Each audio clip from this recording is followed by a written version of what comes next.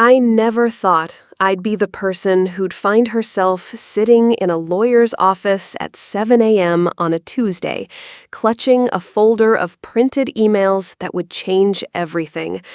But here I was. My name is Melissa Cooper, and 3 weeks ago, I discovered that my husband of 8 years had emptied our joint savings account, $43,000 we'd been putting aside for a down payment on our dream home, to pay for a luxury Caribbean cruise for his mother. That was bad enough. What I found in his email account 2 days later was worse, much worse. You know that moment when your whole reality shifts, when the floor drops out from under you, and suddenly all those little inconsistencies that you've been ignoring for years suddenly snap into perfect, horrible focus? This isn't just a story about money. It's about betrayal, gaslighting, and what happens when you finally stop doubting yourself and start following the digital breadcrumbs. And trust me, what I discovered changed everything. David and I met in college. We were both business majors with big dreams. He was charming, ambitious, and came from what he called old Southern money, though I later learned that was mostly family mythology. I grew up in a modest suburb of Chicago, the daughter of a teacher and a nurse who taught me the value of saving and financial independence. After graduation, we moved to Atlanta for David's first job at a marketing firm. I found work as a financial analyst, and we built what I thought was a solid partnership. Then there was Eleanor, David's mother. From the moment we met, she made it clear that no woman would ever be good enough for her special boy. At our wedding, she wore cream, almost white, and spent the reception telling guests how David could have done so much better than a plain Midwestern girl with no connections. David always defended her. "That's just mom being mom," he'd say. "She means well." As the years passed, I noticed a pattern. Whenever Eleanor visited, our bank account would mysteriously shrink. A new designer handbag for her birthday, an all-expenses-paid spa weekend because she seemed stressed. Each time I questioned these expenses, David would dismiss my concerns. "We're doing fine," or "Don't be so stingy," or my personal favorite, "You're just jealous of my relationship with my mother." 2 years ago, David and I agreed to start saving for a house. We opened a joint savings account, set up automatic transfers from our paychecks, and watched the balance grow. We had a plan: $50,000 for a down payment on a house in the Vinings area, good schools, reasonable commute, a backyard for the kids we hope to have. I checked that account religiously, watching our future take shape in growing numbers. Last year, we hit a rough patch. David was passed over for a promotion, and he started staying late at work, coming home irritable and distant. I suggested couples therapy. He refused. "We don't need to air our dirty laundry to some stranger," he said. Instead, he started taking weekend trips to clear his head, always to his mother's place in Savannah. After these visits, he'd return oddly energized, making grand promises about our future. The red flags were there, waving wildly in my face, but I chose not to see them. When small amounts, $200 here, $500 there, disappeared from our checking account, David always had explanations: a forgotten subscription, a work expense he'd be reimbursed for later. When I suggested we use budgeting apps to track our spending, he accused me of not trusting him. "Do you really need to monitor every dollar I spend? Is that what our marriage has become?" Looking back, I can see how he used my financial expertise against me. "You're the numbers person," he'd say when I offered to help him organize his personal finances. "I don't need you micromanaging my life." So I backed off, respecting what I thought were reasonable boundaries in a marriage. Then came the cruise.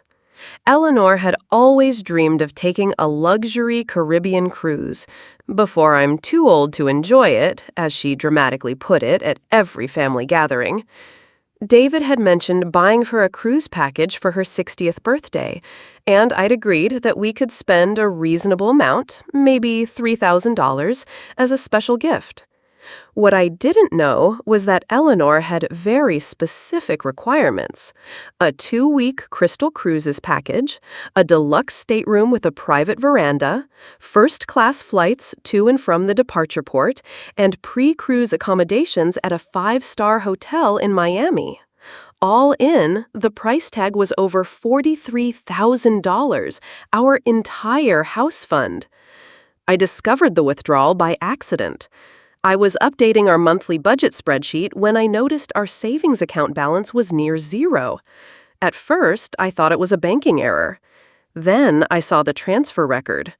Crystal Cruises, Eleanor Cooper, booking, FR 7852.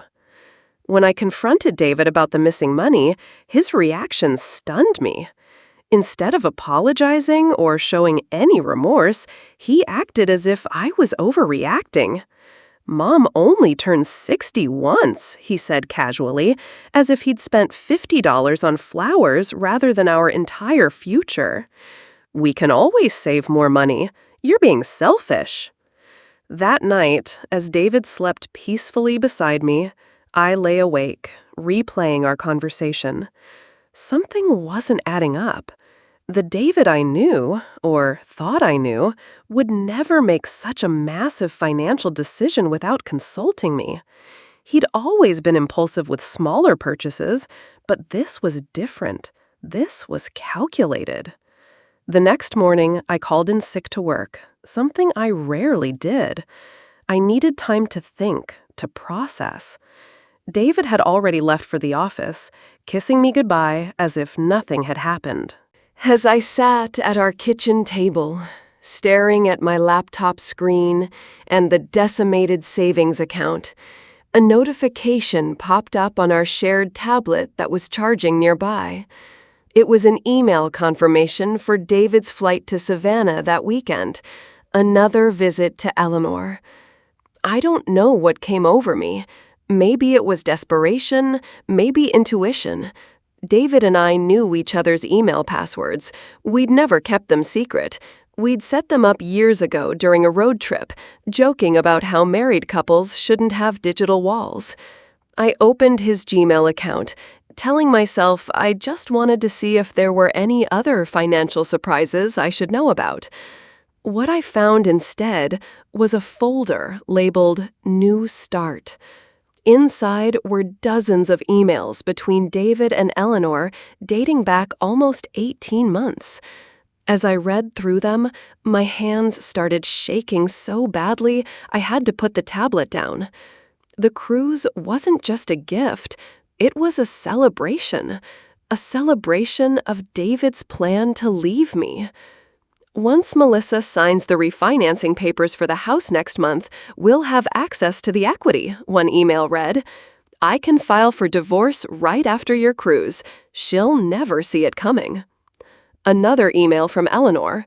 "I've found the perfect bachelor apartment in Savannah, just 3 blocks from me. The realtor is a friend who can keep it quiet until you're ready to make your move." There were screenshots of apartment listings, discussions about which of our furniture David would take. She can keep that awful dining set her parents gave us. And even jokes about how clueless I was about their plan. The most recent email had been sent just yesterday. "Transfer complete. Melissa noticed but bought the cruise story.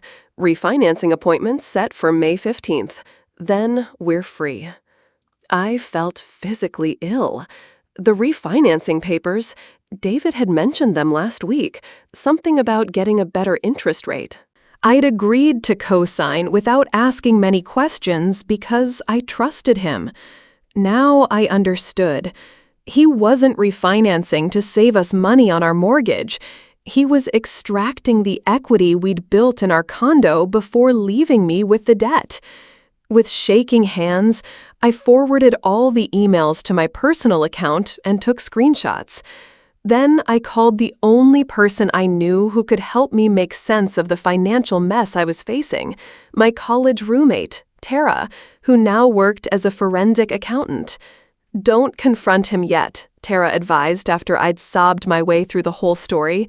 "You need to understand exactly what you're dealing with first. Bring everything to my office tomorrow. Bank statements, property documents, investment accounts, everything." That night was surreal.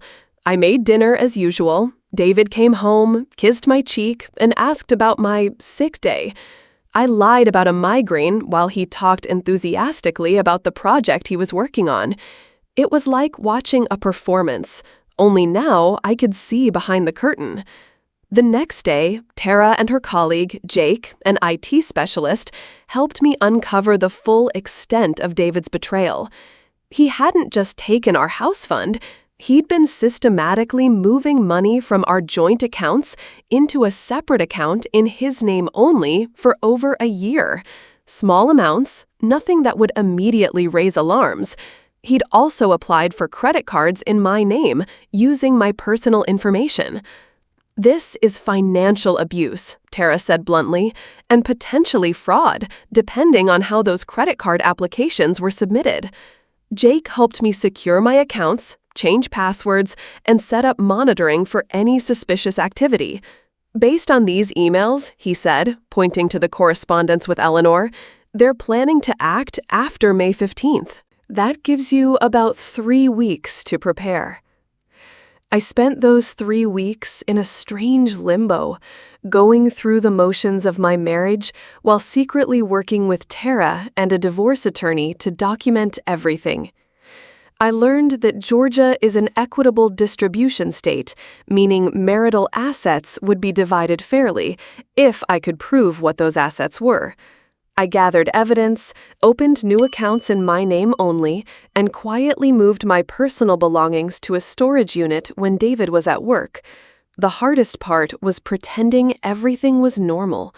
Each night, I'd lie beside the man who was plotting to leave me financially ruined, forcing myself to breathe evenly, to not scream or cry. Each morning, I'd kiss him goodbye, knowing he was counting down the days until he'd never have to see me again. The day before our scheduled refinancing appointment, Eleanor called. David put her on speakerphone as he often did, a show of transparency that now seemed laughably ironic.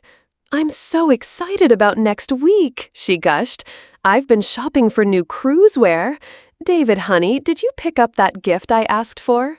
"Not yet, Mom," David replied, winking at me as if they shared an innocent secret. "Well, don't forget. Oh, and did you decide about the furniture? Because if you're taking the living room set, I need to get rid of my old sofa before you move in." I watched David's face drain of color as he lunged for the phone, switching off the speaker. "Mom, I'll call you back," he said tersely. When he turned to face me, his expression had already shifted from panic to calculation. I could almost see him formulating his lie. "Melissa," he began, his voice gentle, reasonable, "I can explain." "I bet you can," I said, my voice surprisingly steady. "Let me guess. Your mother is confused, she's getting older, mixing things up. The cruise is just a birthday gift. The furniture comment? A misunderstanding." David's relief was visible. "Exactly. You know how she gets.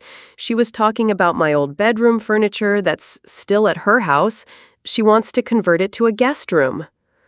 I nodded slowly, walked to the kitchen counter, and picked up my phone.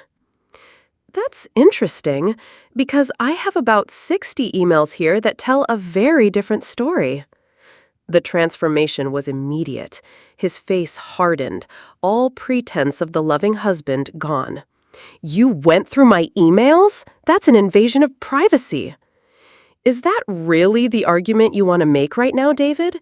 After stealing our house fund? After planning to saddle me with debt while you run off to Savannah?" I pulled up one of the emails on my phone and read aloud.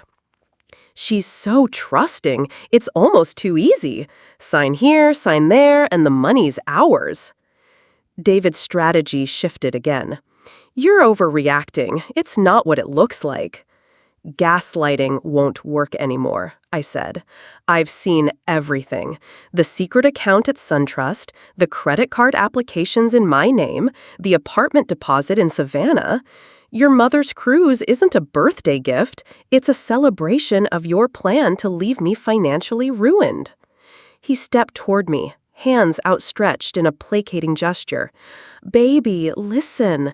We've been having problems for a while. I was going to talk to you after what? After I sign the refinancing papers tomorrow? After you drained what little equity we have left in this condo? After you maxed out credit cards in my name? My voice was rising now, years of suppressed anger finally breaking through. Did you ever love me? Or was I just a convenient source of income? Don't be dramatic, he scoffed. Of course I loved you. Things changed. People grow apart. Growing apart is one thing. Theft is another. I held up my phone. I've sent copies of all of this to my lawyer. Oh, and I called the bank this morning. Our appointment tomorrow has been canceled. David's composure finally cracked. You had no right. That money is as much mine as it is yours. The money you transferred to Crystal Cruises? Maybe. The additional funds you've been siphoning from our accounts for the past year? The credit cards you opened fraudulently? I don't think so. He lunged for my phone, but I was ready for him.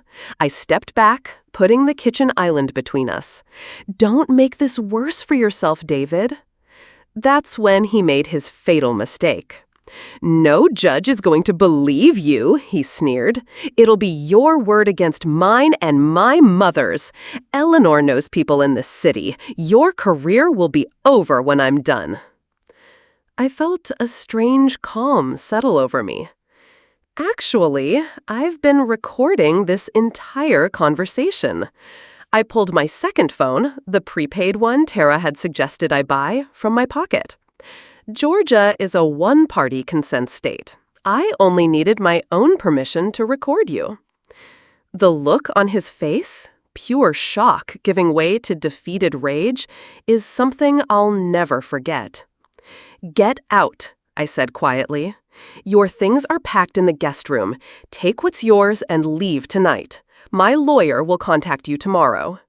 You can't kick me out of my own home, he protested, though his voice had lost its conviction. Our home, I corrected, and yes, I can. I've already filed for an emergency hearing based on the financial abuse and fraud evidence. The judge granted a temporary order this morning. You can stay with Eleanor tonight. After all, your perfect bachelor apartment isn't ready yet, is it? He stared at me, this stranger I'd been married to for 8 years. You've changed, he finally said, as if this was my fault. No, David, I've woken up. I placed his packed suitcases by the door. You have 30 minutes to collect anything else you need. I'll be in the bedroom. When I come out, I expect you to be gone. As I turned to walk away, he called after me, What about the refinancing? The house? I paused without turning around.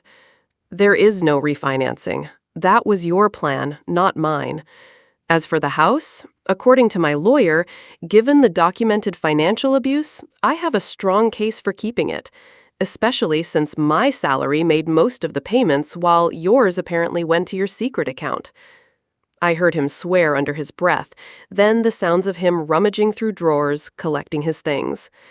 27 minutes later, the front door slammed. Through the bedroom window, I watched him load his suitcases into his car and drive away.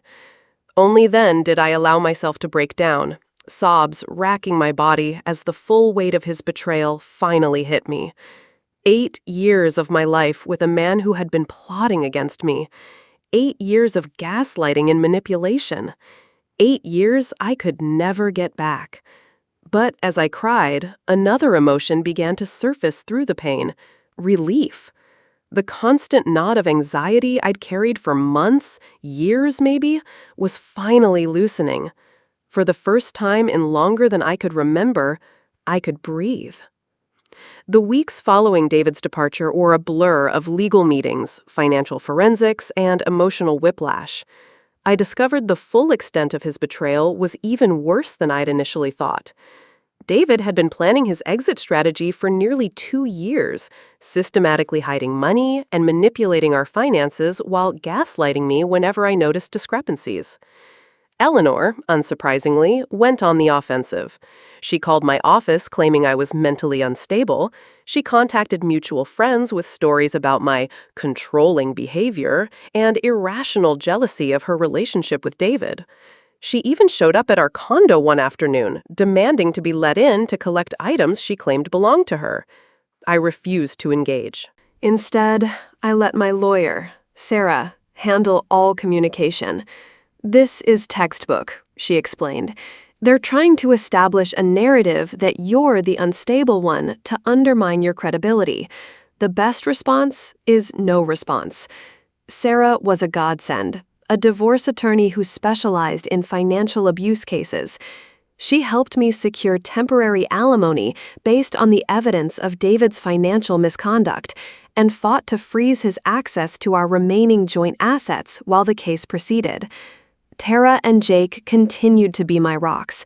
Tara helped me untangle the financial mess, documenting every unauthorized transaction for the court. Jake discovered something else during his digital forensics work. David had been having an affair with a coworker for the past year. The evidence was in his Google location history and in deleted messages Jake recovered from a cloud backup. "Do you want to include this in the case?" Sarah asked when I brought her the evidence. I considered it for a long moment. No, I finally decided.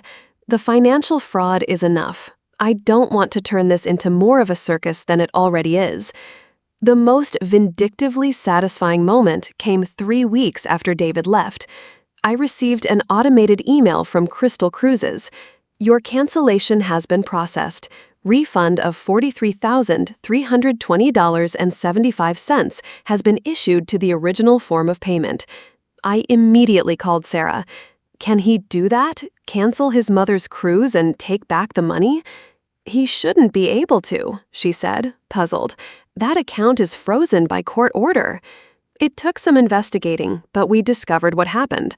David had indeed tried to get the money back, but because I'd already filed fraud alerts with all our financial institutions, the cruise line couldn't process the refund to his new account. Instead, following their policy, they returned it to the original payment method, our joint savings account, which was now under court supervision. Eleanor's dream cruise was canceled, and the money was returned to me. The irony was almost too perfect. The divorce proceedings dragged on for 9 months. David fought every step of the way, repeatedly changing lawyers and filing motions to delay. But the evidence against him was overwhelming. In the end, the judge had little patience for his tactics. "Mr. Cooper," Judge Martinez said during one particularly contentious hearing, "the court has reviewed extensive evidence of what appears to be a deliberate, long-term effort to defraud your wife and extract marital assets. Your continued attempts to obstruct these proceedings are not helping your case." The final settlement was more favorable than I dared hope. I kept the condo and received a portion of the funds David had hidden. He was ordered to pay my legal fees and to assume responsibility for the fraudulent credit card debt he'd created in my name. The judge also issued a stern warning about the potential for criminal charges if David failed to comply with the financial terms. As for Eleanor, she never got her luxury cruise. According to mutual friends, she and David had a falling out when he moved into her house in Savannah. Apparently, her controlling behavior quickly became too much even for her devoted son. Last I heard, he'd moved to Florida and was trying to rebuild his life. My own rebuilding took a different path. The divorce forced me to confront not just David's betrayal, but my own willingness to ignore red flags and silence my instincts. I started therapy, learning to recognize the patterns that had allowed me to become vulnerable to financial abuse. I also discovered something unexpected. Community. When I finally felt strong enough to share my story with close friends, several confided that they'd experienced similar situations in their own relationships. We formed an informal support group, meeting monthly to share resources and simply be there for each other. 6 months after the divorce was finalized, I decided to use my experience to help others. I partnered with Tara to develop a workshop on financial literacy and recognizing signs of financial abuse. We started offering it for free at community centers and women's shelters. The response was overwhelming. "Your story helped me see what's happening in my own marriage," one woman told me after a workshop, tears in her eyes. "I didn't have a name for what he was doing until today." That's when I realized my experience, painful as it was, could be transformed into something meaningful, something that might help others avoid the same trap. As for the house fund that started it all, I decided to use it differently. Instead of buying the suburban home David and I had planned, I renovated the condo, making it truly mine. I invested the rest, building the financial security I now understood was crucial to my independence. Ironically, the skills I developed while untangling David's financial web led to a career advancement. My company created a new position for me in their fraud detection division with a substantial salary increase. The financial security I thought I'd lost forever was gradually returning, this time completely under my control. 1 year to the day after I discovered David's emails, I received a letter. It was from Eleanor, handwritten on expensive stationery. I almost threw it away unopened, but curiosity won out. "Melissa," it began, "I owe you an apology." She went on to explain that David had recently tried to borrow money from her retirement fund. When she refused, he'd become verbally abusive. "I see now what you experienced. I didn't want to believe my son could behave this way. I was wrong, and I am sorry for my part in hurting you." I read the letter twice, then filed it away. I didn't respond. Some bridges are better left unrepaired. But there was a certain closure in knowing that the truth had finally caught up with both of them.